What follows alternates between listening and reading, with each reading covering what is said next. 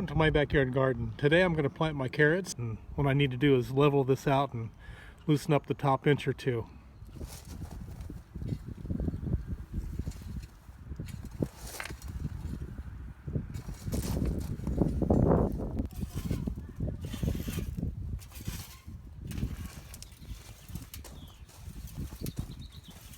Alright, once you get the bed as level as possible, if you're going to use a drip system like I am, you want to make sure you get the lines as straight as possible. And then I anchor each end of the lines with these hooks.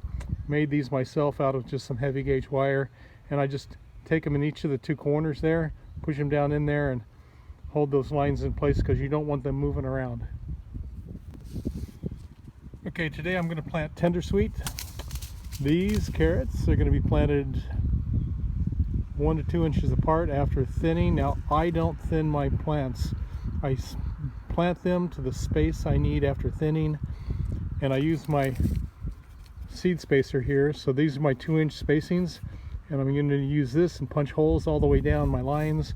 I'm going to do 1 row on the outside and 2 rows next to the lines on the inside.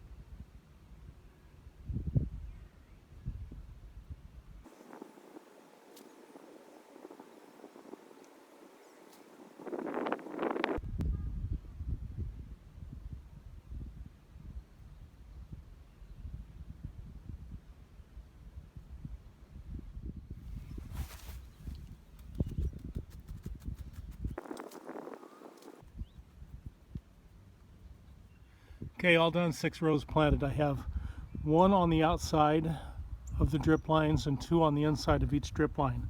So the seeds are 1/4 inch deep. Now when I went through, I tried to plant 1 seed per hole. I might have gotten 2 or 3, but it's still, I'll be able to go through there and thin those carrots out relatively easily compared to having put a sprinkle down in a row and having to figure out how far apart 2 inches is. Next thing you want to do is make sure you pat them down really good. I'm going to water it in well and cover it. You want to make sure that you keep this soil wet. Don't let it dry out, because if you do, the seeds might not germinate, especially if they're germinating and then soil dries out and the seeds will die. Hope that was helpful. If you like the video, give it a like, share it with your friends, leave your comments and questions below, subscribe to my channel, and pound that bell to get notifications of my future videos. Back soon with more stuff. Bye-bye.